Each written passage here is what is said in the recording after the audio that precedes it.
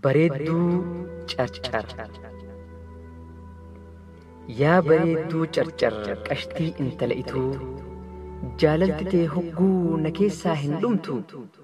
galamsamoo baddeessaa eessa bakki jirtu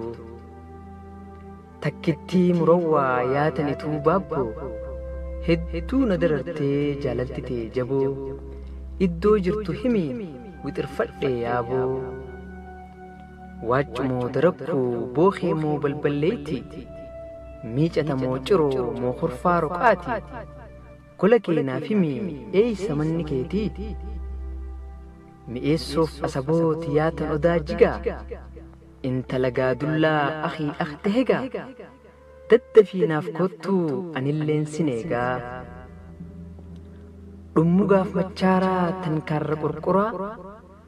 jaalalateetiituu natte haraaraa qophaawii na eegii nin dhufaa sibiraa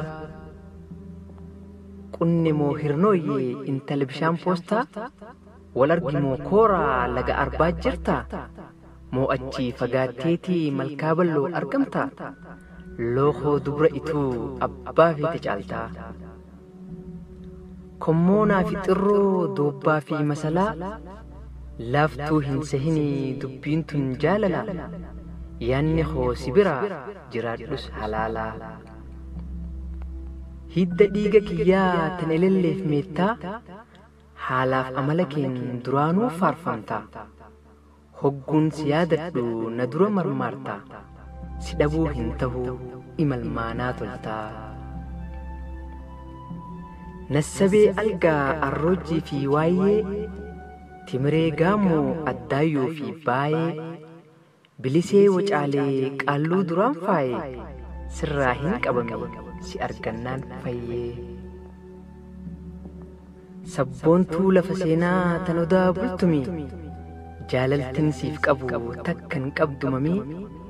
eeysattin silaalaa carcar bikkatamii burqaa bareeddootaa fakkii oromiyaa shamarran fayyoo magaalaaf baadiyyaa miidhaginni ishii fuularraa hangayaa bareedduu ituu hidda foon qiyyaa dhabuu hin dandayu bardaawwitii tiyyaa dhabuu hin dandayu bardaawwitii tiyyaa.